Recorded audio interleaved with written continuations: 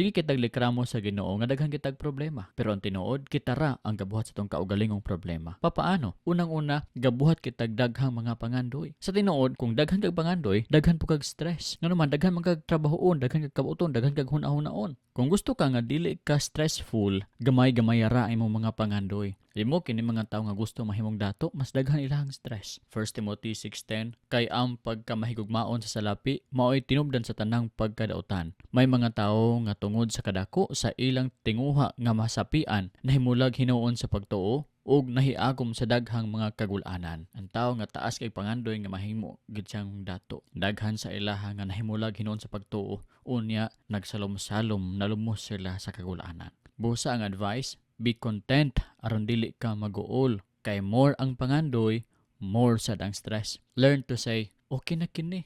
Nana ko'y makaon, nana ko'y mabisti, mahatag sa mga bata. Igo na kini. Total dili man nato kini madala sa afterlife ang bahandi nga daghan kaayo. Nganong daghanon man bugat ra kaayo. Be content. Ingon pa gani sa 1 Timothy chapter 6 verse 6, hinuon ang relihiyon makapadato gayud pag-ayo sa tawo kun siya kontento lamang sa anaa kaniya. 7. Unsa bay atong dala pagkatao nato dinhi sa kalibutan? Wala. Unsa may atong madala inig kamatay nato? Wala usab. Busa angay kita makontento kun makakaon o makabiste. So wala kitay madala sa afterlife, sa langit. So kontento na kita na kitay makaon o mabiste. Di na kaayo kita magpangandoy anang dagko nga balay, daghang sakyanan. Hinumdumi, ang mudako ang garbo lang, dili ang kalipay. Napag-iisa mudako kagul-anan. Pilia ang angayan nga mahimo nimong pangandoy o goal. Ayaw daghan na, gamaya lang. Kanang goal nga makapalipay sa Ginoo, dili selfish nga mga goals. Kanang goal nga makapalipay gayud sa imong mga bata,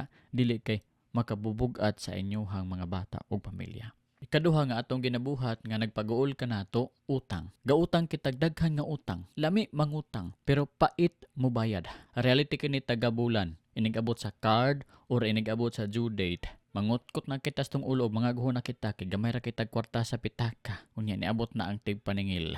Tagabulan pagid na. Unya ang pagpangutang nga kalipay kas alang. Kung gusto ka nga wala kining maningilay sa inyohang balay, ayaw pangutang. Pagtuon og kinabuhi nga pobre, ayaw pagdinato gamit ang kwartang inutang nimo. Narabay mga tawo nga daog-daogon ang mga palautang. Kay nangutang ka, sugo-sugoon ka, singka-singkahan ka. Ingon pa sa verse, ang mga kabus ulipon sa tawong dato, ug ang manghulam maulipon sa pahulam kaniya. Proverbs 22 verse 7. Busa, kung gusto kang dili maulipon, kung gusto kang nga dili daog-daogon, kung dili gusto ma-stress sa pagbayad sa utang, ayaw pangutang kay gasto sa butang nga imorang selfish nga tinguha, mag-antos gyud ka. Ikatulo, walay kontrol nga kasuko. Pag masuko ta, largo lang kita mo istorya. Dili kita maghuna-huna kung masakitan ba ang tawo nga ato ang giistoryahan or dili ba. Dili kita magbantay kung nakasala na ba kita o wala. Ang resulta, gikiha kita o gipapreso kita tungod sa atong kasuko. Ingon sa Proverbs 29:22, ang tawong daling masuko, magkahatag og kagubot og daghag mahimong sala. Og kay daghan makanahimong sala, silutan ikaw. Kung dili pala unta ka mubuto dayon, dili unta ka makasultig daotan, dili unta ka makapanumbag, dili ka mapreso, dili ka makabaton og kontra, malinawon ka. So mao kini para dili ka makabuhat og problema. Kung suko ka, tik ang baba, dili magbuka ang baba. Kay kadaghanan basta mosultig ka panahon nga ikaw na suko, sakit gid na imong gisulti ug sayop gid na imong mga gisulti.